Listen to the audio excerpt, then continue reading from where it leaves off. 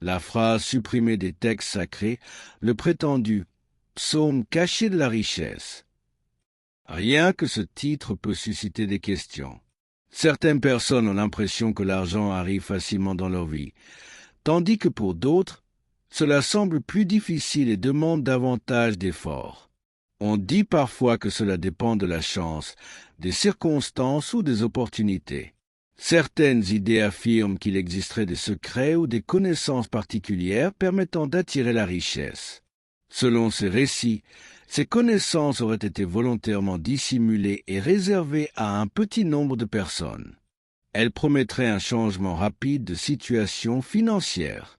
Cependant, ces affirmations relèvent surtout de croyances ou de récits symboliques. L'accès aux ressources financières dépend généralement de facteurs concrets comme le travail, les compétences, les décisions économiques et les opportunités réelles. L'idée d'un décret ou d'une formule capable de faire venir l'argent immédiatement est donc à considérer avec prudence. Une transformation rapide et frappante est présentée comme une preuve de ce message. Mais avant d'accepter ce type d'idée, il est important de comprendre pourquoi ces discours utilisent un langage d'urgence et d'autorité. Ils ne se présentent pas comme de simples prières, mais comme des affirmations fortes destinées à convaincre. Ce type de message repose sur une distinction entre demander et affirmer, en suggérant qu'adopter une posture de confiance ou de certitude permettrait de changer sa situation. Il insiste sur un changement d'état d'esprit, passant d'une attitude passive à une posture plus active et déterminée. Cependant, ces discours utilisent souvent des métaphores puissantes: transformation personnelle, autorité, héritage ou encore combat contre des obstacles invisibles.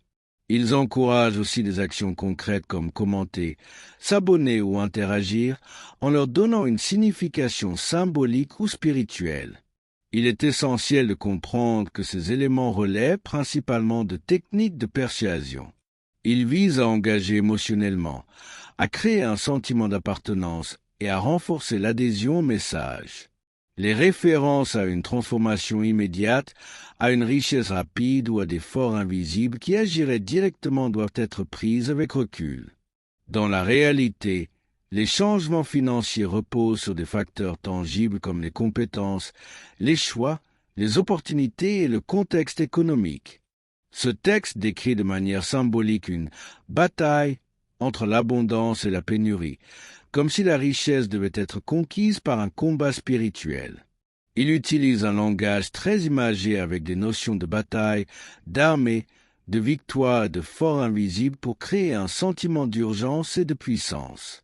L'idée principale est que des forces opposées influenceraient la situation financière d'une personne et qu'un décret ou une déclaration pourrait provoquer un changement immédiat. Le texte insiste sur la notion de victoire totale et de transformation instantanée. Il contient également de nombreuses affirmations répétées comme « je reçois »,« je suis riche » ou « l'argent arrive », qui sont des techniques d'autopersuasion. Leur objectif est de renforcer la conviction personnelle et de donner l'impression de contrôle sur sa situation. Le texte suggère que la richesse pourrait arriver rapidement, de manière inattendue, et même se multiplier automatiquement. Il évoque aussi la disparition des dettes ou l'apparition soudaine d'argent, présentées comme des conséquences directes de ce processus. Cependant, il est important de rester critique. Ces descriptions sont surtout métaphoriques et symboliques. Elles reposent sur des croyances et non sur des mécanismes économiques réels, et elles peuvent créer des attentes irréalistes concernant l'argent et le succès. En réalité, la situation financière dépend de facteurs concrets: les revenus, la gestion de l'argent, les compétences, l'environnement économique et les opportunités.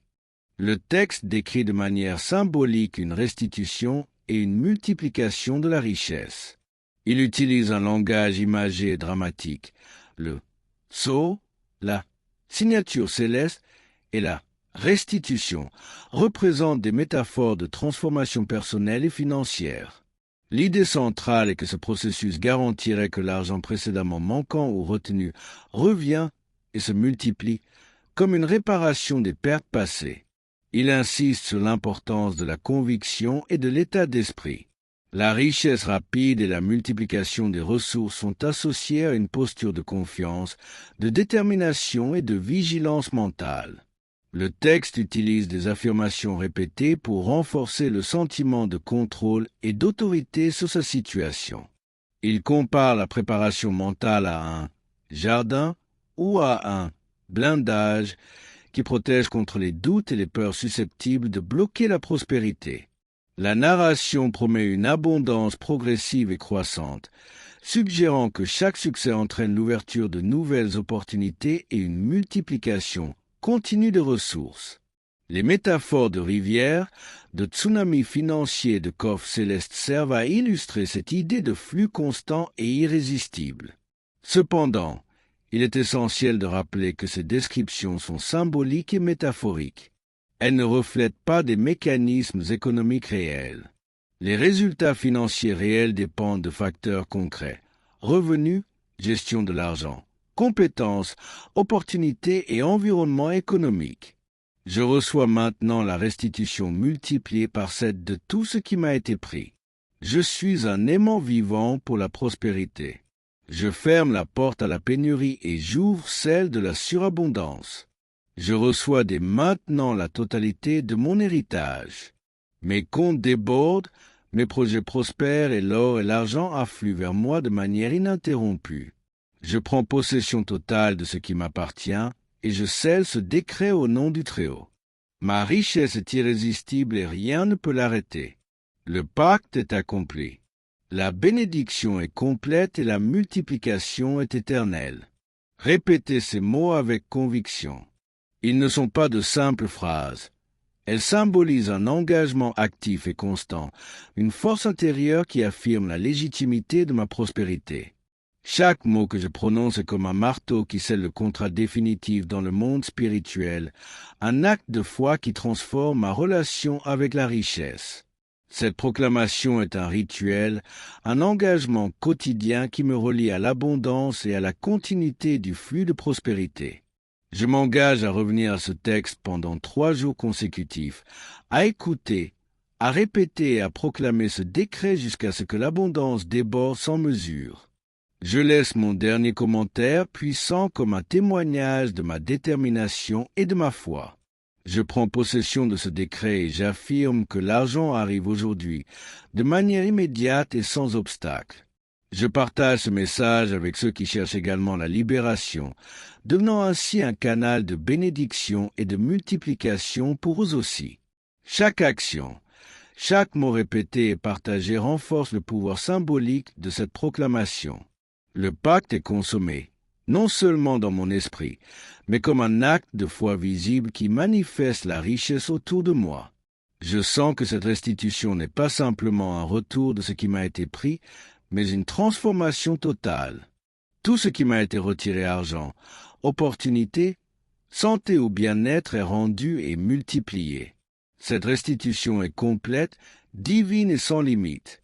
Elle dépasse toute logique humaine et transforme ce qui était limité en une abondance infinie. Les obstacles d'hier sont maintenant dépassés, les portes de la richesse s'ouvrent devant moi, laissant l'abondance couler librement et continuellement. Mon esprit est fort et protégé. Je construis un jardin intérieur blindé contre la peur, le doute et l'incrédulité. Les voix de la pénurie n'ont plus de pouvoir sur moi. Je remplace toute pensée de manque par des convictions de prospérité, de certitude et de paix financière. Mon esprit devient une forteresse lumineuse qui attire davantage de richesses chaque jour. Le flux d'abondance devient permanent, et je suis capable de recevoir sans limitation. Je comprends que cette richesse est un état naturel et mon héritage légitime. Ce n'est pas un don ou un privilège, mais le retour à la multiplication de ce qui m'appartient par droit. Je déclare que tout obstacle, toute dette, toute limitation passée est annulée et ne peut plus m'affecter. Aujourd'hui, je prends possession totale de mon abondance. Le flux de prospérité est irrésistible et continu, et les portes financières s'ouvrent devant moi avec facilité et rapidité. Je proclame la multiplication surnaturelle dans chaque domaine de ma vie. Je suis un aimant pour l'abondance infinie, et ma vie fleurit avec des opportunités et des ressources qui dépassent tout ce que j'avais imaginé. Tout ce qui était perdu ou bloqué revient multiplié, avec surabondance, et rien ne peut l'arrêter. La prospérité devient mon état permanent, mon héritage naturel et ma réalité quotidienne.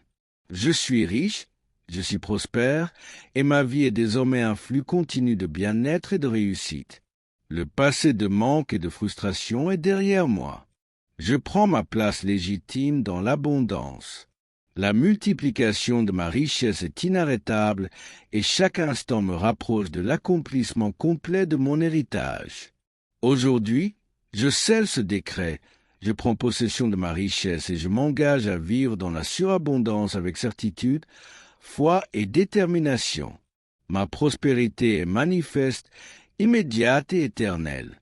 Rien ne peut empêcher ce flux de continuer à accroître. Amen et Amen.